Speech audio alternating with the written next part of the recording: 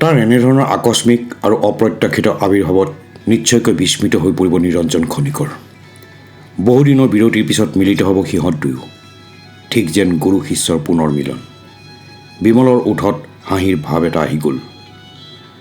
সি নতুন জীৱনৰ আশাত এনেদৰে পলাই ফুৰাৰ সিদ্ধান্ত লোৱাটোৱেই তাৰ নিৰঞ্জনৰ প্ৰতি গুৰু দক্ষিণাৰ লেখীয়া, বিমলে ভাবিলে। তাক দেখি নিৰঞ্জনৰ চকুমুখত উদ্ভাসিত হ'ব পৰা প্ৰসন্নৰ কথা ভাবি বিমলৰ মন প্ৰফুল্লিত হ'ল। নিৰঞ্জনৰ সুদৰ্শন চেহেৰাত হয়তো এতিয়া বয়সৰ ছাপ প্ৰকট হৈ উঠিছে।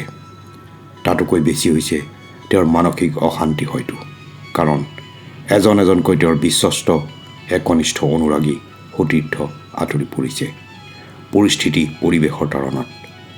ডম্বৰু, নীলকান্ত, দীপকহঁতৰ দৰে মানুহখিনিৰ নিশ্চয় অভাৱ তেওঁৰ বাবে অনুভূত হৈছে। কৰিবলগীয়া হৈছে অকলশৰে সকলো কাম, ফুৰিবলগীয়া হৈছে গাঁৱৰ পিছত গাঁও অকলে। ক্ষন্তেকৰ বাবে বিমলৰ মনটো সেমেকি উঠিল। তাৰ মনটো সহানুভূতিৰে ভৰি গ'ল। হয়তো বহুত কাম সি এতিয়া অকলে কৰিব লাগিব। নতুন কৰ্মী, পাৰ্টীৰ নতুন সংগঠকৰ সৈতে একত্ৰিত হৈ পৰিব লাগিব। দিন কিছু লাগিব। তথাপি বিমলে নিৰঞ্জনৰ অভিভাৱকত্বৰ ছত্ৰছায়াত সেইবোৰ অসুবিধা আহুকাল শীঘ্ৰে আঁতৰাই পেলাব পাৰিব। কাৰণ নিৰঞ্জনৰ এনে বহুত গুণ, অনেক বিশেষত্ব দেখিছে সি, যিবোৰ হয়তো একোজন নেতাৰ গাত সাধাৰণতে একেলগে পোৱা নাযায়। বিমলেই নিজে নিৰঞ্জনক মানা কৰিছিল, আপুনি এনেদৰে মোৰ খা খবৰৰ নামত জেললৈ আহি থাকি আপোনাৰ সময় নষ্ট কৰাৰ কথাটো মই ভাল পোৱা নাই। মোৰ মতে মই এতিয়া প্ৰসংগ হেৰুৱাই পেলাইছোঁ।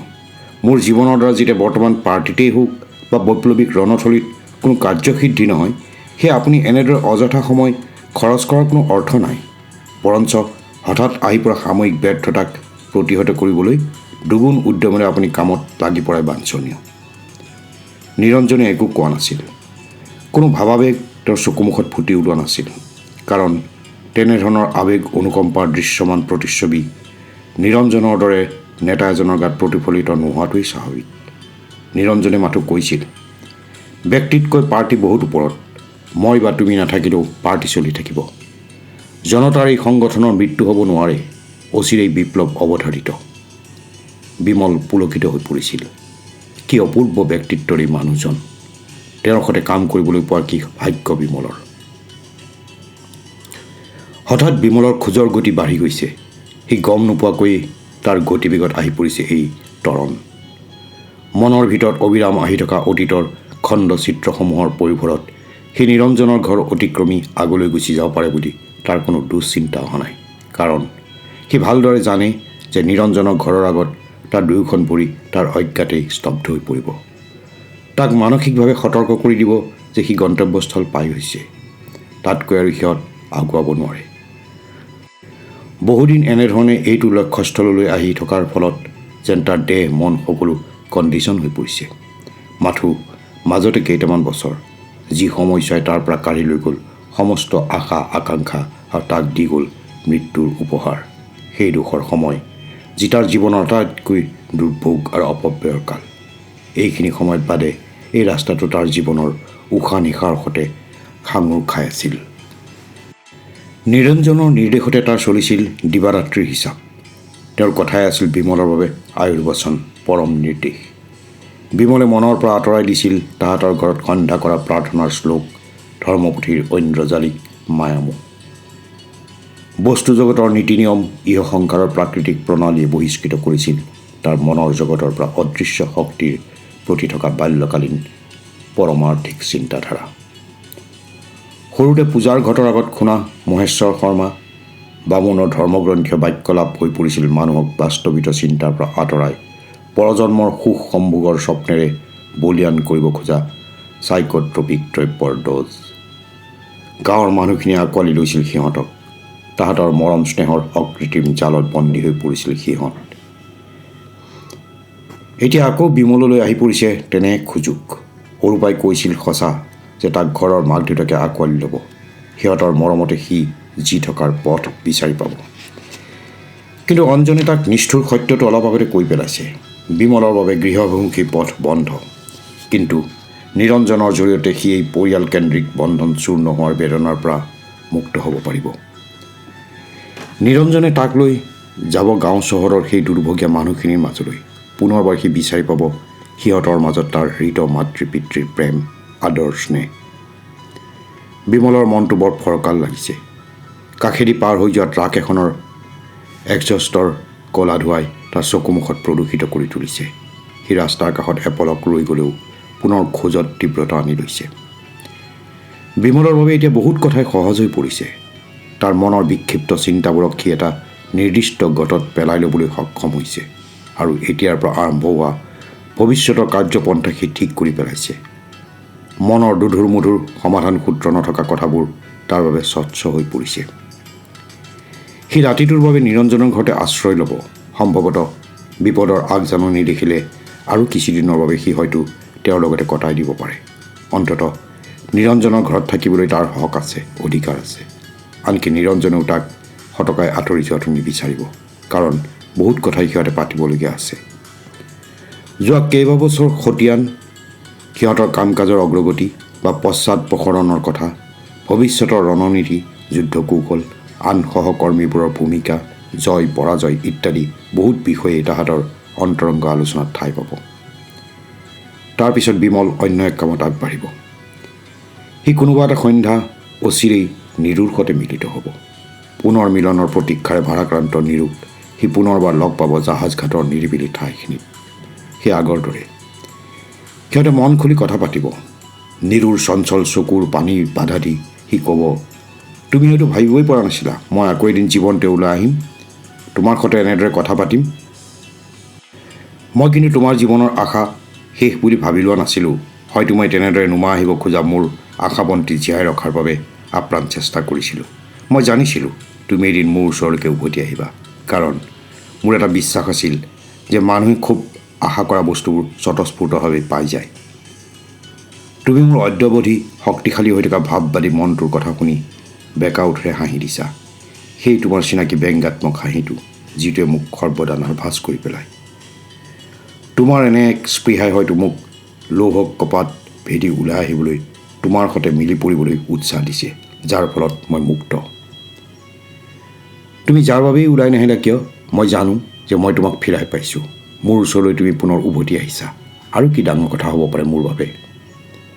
আৰু বিমলে প্ৰত্যক্ষভাৱে ব্যক্ত কৰিছে যে সি আৰু নিৰুৱে শীঘ্ৰে কিবা এটা কৰি পেলাব লাগিব, যাৰ অৰ্থ হ'ব যে সিহঁতে একেলগে থকাৰ, একেলগে বাস কৰাৰ সামাজিক চাৰ্টিফিকেট এখন তৎকালে লৈ ল'ব আৰু দুয়োৰে যুগ্ম জীৱনৰ যুটীয়া প্ৰচেষ্টাৰে নিৰঞ্জনৰ হাত সবল কৰি তুলিব। ভবাৰ দৰেই তাৰ অজ্ঞাতে ভৰি দুখন ৰৈ গৈছে। তাৰ সম্বিত ঘূৰি আহিছে ঠিকেই, সি ইতিমধ্যে নিৰঞ্জনৰ ঘৰৰ আগ পাইছেই। ভগা চিগা বাঁহৰ বেৰে চাৰিসীমা ঘোষণা কৰা দুটা কোঠাৰ কাঠৰ বাটামৰ টিং লগা ঘৰটোত বহুদিন চূণ মোকাম পৰা নাই। ঘৰৰ মালিকেও ইয়াক এলাগি কৰি ৰাখিছে। নিৰঞ্জনেও এনেবোৰ কথাত বেছি কাণসাৰ দিয়া মানুহ নহয় বাবে ঘৰটোৰ বয়স্ক অৱস্থা ঢাকি ৰখাৰ প্ৰচেষ্টা চলোৱা হোৱা নাই। বিমলে কাঠৰ ভগা গেটখনৰ ওচৰতে থমকি ৰ'ল। অভাৱনীয় চঞ্চলতাই তাৰ মনটো অস্থিৰ কৰি তুলিলে। নিৰঞ্জনৰ সন্মুখত হঠাৎ আবিৰ্ভাৱৰ ধাৰণাই কেনে এক আশ্চৰ্যৰ সৃষ্টি কৰিছে তাৰ মনৰ ভিতৰত। নিৰঞ্জন আছে? ভিতৰৰ পৰা চাইকেল এখন ঠেলি ওলাই অহা আধবয়সীয়া মানুহজনক বিমলে সুধি পেলালে। কোন? বিমল নিশ্চিত হ'ল মানুহজনে সি কোৱা নামটো শুনা নাই। নিৰঞ্জন। বৰ আত্মবিশ্বাসেৰে বিমলে আগতকৈ জোৰ কৰি নামটো উচ্চাৰণ কৰিলে। অঁ, নিৰঞ্জন? নাই, তেওঁ কেতিয়াবাই ঘৰটো এৰিলে। তাৰপিছত ইয়াত অন্য দুজন ছাত্ৰ আছিল। এতিয়া কিছুদিনৰ পৰা ঘৰটো মই লৈছোঁ। মানুহজনে চাইকেলখনৰ ছিটটো চাফা কৰি কৰি কথাখিনি ক'লে। ইমানবোৰ কথাৰ কোনো প্ৰয়োজন বিমলৰ নাই। ঘৰটোত যোৱা সময়খিনিত কোন কোন আছিল, তেওঁলোকৰ আদ্যোপন্ত বিৱৰণী তাৰ বাবে জনাৰ কোনো আৱশ্যকতা নাই। বিমল অস্থিৰ হৈ পৰিল নিৰঞ্জনৰ বৰ্তমানৰ ঠিকনাৰ বাবে। এতিয়া তেওঁ ক'ত, মানে কোনখিনি ঠাইত? বহুদিন লগ পোৱা নাই হ'বলা, মানুহজনে তলমুৱাকৈ কথাষাৰ সুধিলে। অঁ, চুটিকৈ সি উত্তৰটো দিলে। তাতকৈ বেছি কিবা এটা কোৱাৰ কোনো দৰকাৰ পৰা নাই। আৰু সন্মুখৰ মানুহজনে বিমলৰ সম্পৰ্কত বেছি কিবা জানিব খোজাটো হয়তো শালীনতাৰ কথা নহ'ব, বিমলে ভাবিলে। আগলৈ যাব লাগিব। ৰাস্তাটো যিফালে ঘূৰি গৈছে সিফালেই আগুৱাই গ'লেই কাষতে বোধহয় ৰাস্তা মেৰামতিৰ কাম চলি আছে। বহুদিন সেইফালে যোৱাই নাই। বিমলে গেটখনৰ পৰা বাহিৰ ওলাই আহিল। তেওঁ বহুত ডাঙৰ লিডাৰ মানুহ হ'ল। কথাখিনি বিমলৰ কাণত পৰাত তাৰ মনলৈ এক অবুজ আনন্দৰ জোৱাৰ আহি পৰিল। সি ভবাৰ দৰেই নিৰঞ্জনে পাৰ্টীৰ কাম আগবঢ়াই নিছে আৰু বৰ্তমান ই হৈ পৰিছে বৃহৎ পৰিসৰৰ গণ সংগঠন। যথাবিহিত দায়িত্ব আহি পৰিছে নিৰঞ্জনৰ ওপৰত আৰু তেওঁক লগা হৈছে এটা আগতকৈ ডাঙৰ ঘৰ। পাৰ্টীৰ কাম, আলোচনা বিলোচনা, কাগজ পাতিৰ বাবে হয়তো আন দুটা ৰুম। ঠিক কথা, বিমলৰ অনুমানেই শুদ্ধ। এনেকুৱা কামৰ গুৰুভাৰে নিৰঞ্জনক আজি অতদিন বিমলৰ খা খবৰ লোৱাৰ দায়িত্বকণৰ পৰা আঁতৰাই ৰাখিছে, যাৰ ফলত জেলৰ ভিতৰত বিমলে কোনো খবৰেই পোৱা নাই। কেনে চলিছে সিহঁতৰ বিভিন্ন কাম কাজ, কিমান দূৰ আগুৱাই পৰিছে সিহঁতৰ সংগ্ৰাম। মাজতে সি শুনিছিল দুই এজনৰ মুখত যে সিহঁতৰ যাত্ৰাপথত আহি পৰিছে বিভিন্ন প্ৰত্যাহ্বান, বিভিন্ন নিষ্ঠাবান কৰ্মী আঁতৰি পৰিছে। ভুল অনুশোচনাৰ উপলব্ধিয়ে সিহঁতক অনুতপ্ত কৰি তুলিছে। কিন্তু বিমলে কোনোদিনেই এইবোৰ খবৰৰ ওপৰত গুৰুত্ব দিয়া নাছিল, কাৰণ সি জানিছিল এইবোৰ কিছুমান অৰ্থহীন প্ৰপগাণ্ডা, ভুল প্ৰচাৰ, সংগ্ৰামী মানুহক পথভ্ৰষ্ট কৰাৰ চাল, কূটনীতি।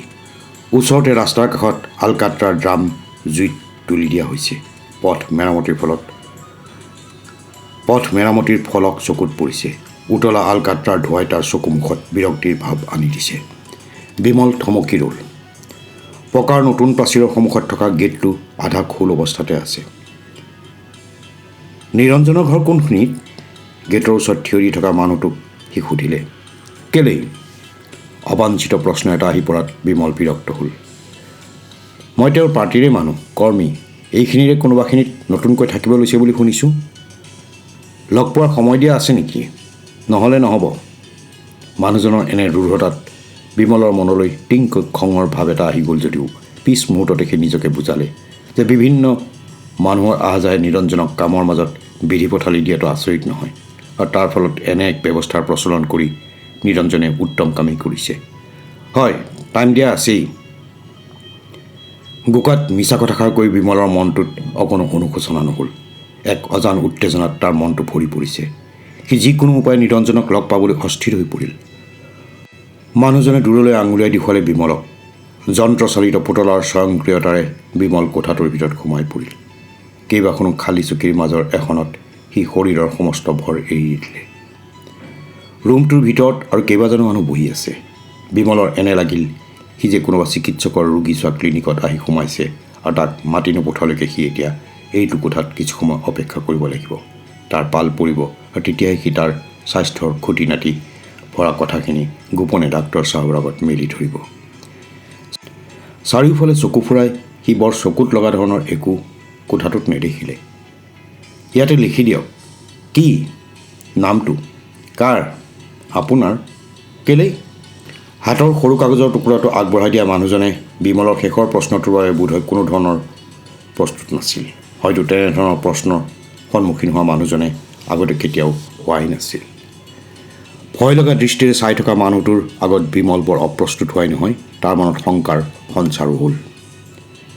সি কাগজখন হাতত ল'লে আৰু মানুহজনৰ হাতৰ পৰা কলমটো লৈ লিখি দিলে, বিমল বা চিমানী।